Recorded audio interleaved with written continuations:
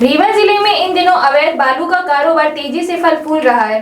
शहर के ring road क्षेत्र में खुलेआम बालू का अवैध भंडारण और परिवहन किया जा रहा है, लेकिन जिम्मेदार खनिज विभाग के अधिकारी इस पूरे मामले पर चुप्पी साधे हुए हैं। हालात यह है कि रिंग रोड के कई हिस्सों में सड़कों के किनारे बालू और गिट्टी से लदे ट्रकों की लंबी कतारें खड़ी रहती हैं, जिससे आम नागरिकों के लिए आवागमन तक मुश्किल हो गया है। स्थानीय लोगों का आरोप है कि पूरे रिंग रोड इलाके में बड़े पैमाने पर अवैध बालू का कारोबार संचालित हो रहा है। चारों तरफ सड़कों के किनारे ट्रकों और डंपरों की कतार लगी रहती है, जिससे आम लोगों को निकलने में भारी परेशानी का सामना करना पड़ रहा है। कई बार सड़क पर खड़ी इन भारी गाड़ियों के कारण अचानक दुर्घटना की स्थिति बन जाती है और आए दिन बड़े हादसों की आशंका बनी रहती है।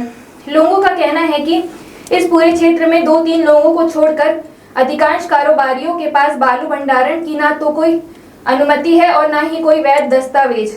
इसके बावजूद खुलेआम बड़े पैमाने पर अवैध भंडारण और परिवहन का काम जारी है। बताया जा रहा है कि आरटीओ ऑफिस से लेकर गुड़ ओवरब्रिज तक सड़कों के किनारे खड़ी गाड़ियां अवैध बालू के परिवहन में लगी हुई हैं। इसके बावजूद खनिज विभाग की ओर से अब तक कोई ठोस कार्यवाही सामने नहीं आई है। ऐसे में सवाल उठ रहे हैं कि क्या खनिज विभाग को इस पूरे मामले की जानकारी नहीं है, या फिर सब कुछ जानते हुए भी अधिकारी कार्रवाई से बच रहे हैं। सूत्रों के अनुसार डी मार्ट के सामने 3 से 4 स्थानों पर बालू का कारोबार खुलेआम संचालित हो रहा है। वहीं पटेल मोटर्स के बगल में ओवैस नामक व्यक्ति द्वारा भी बालू का कारोबार किए जाने की चर्चा है। इसके बावजूद संबंधित विभाग द्वारा कोई कार्रवाई न होना कई सवाल खड़े कर रहा है। शहर में चर्चा है कि आखिर इतना बड़ा अवैध कारोबार किसके संरक्षण में चल रहा है। स्थानीय नागरिकों का कहना है कि खनिज से जुड़ा मामला होने के कारण इस पर कार्रवाई की जिम्मेदारी खनिज विभाग की है, लेकिन विभाग की निष्क्रियता से अवैध कारोबार करने वालों के हौसले बुलंद होते जा रहे हैं। स्थानीय लोगों ने प्रशासन से मांग की है कि रिंग रोड क्षेत्र में चल रहे अवैध बालू कारोबार की निष्पक्ष जांच कर सख्त कार्रवाई की जाए और सड़कों पर खड़े ट्रकों को तत्काल हटाया जाए, ताकि यातायात व्यवस्था सुचारू हो सके और संभावित हादसों पर रोक लगाई जा सके। देखिए, समूचे रीवा जिले में नगरीय क्षेत्र में अवैधानिक तरीके से भंडारण का कार्य चल रहा है और सड़क किनारे तो भंडारण की प्रक्रिया होनी ही नहीं चाहिए ताकि आवागमन बाधित ना हो, और लगातार आवागमन बाधित हो रहा है, निर्माण कार्य बाधित हो रहे हैं।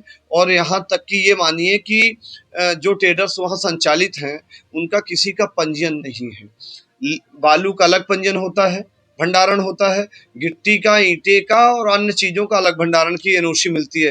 पर वहां पर बालू का भी भंडारण चल रहा है, वहीं पर गिट्टी का भंडारण चल रहा है। जिसके पास बालू का भंडारण उसको दिया जाता है जिसके पास शासन के टेंडर के अनुसार बालू जो टेंडर अधिकृत व्यक्ति है उसे भंडारण के लिए अधिकृत किया गया है। उसके लिए एरिया भी निर्धारण होता है कि 1 एकड़ 2 एकड़ उसकी बाउंड्री होनी चाहिए। उसके पास अधिकृत है, अधिकृत एजेंसी यानी अधिकृत जो संविदाकार है वो अधिकृत करेगा, पर यहाँ पर किसी के पास लाइसेंस नहीं है।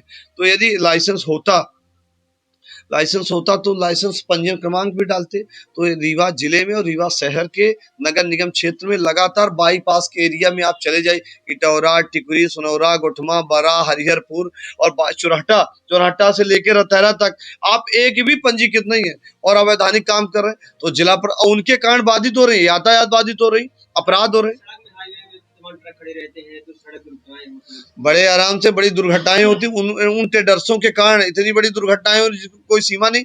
तो इसमें जो खनिज निरीक्षक है इनको निरीक्षण करना चाहिए। क्या रीवा शहर में खनिज निरीक्षक को दिखता नहीं है क्या व्यवस्थाएं चल रही हैं? आए दिन वहां पर बालू गिट्टी रखी है तो उनके पास पंजीयन है कि नहीं है, उनके पास एथराइज है कि नहीं, बालू के एथराइज है, गिट्टी के एथराइज है, वन्य सामग्री के एथराइज है कि नहीं। अवैधानिक तरीके से पूरे काम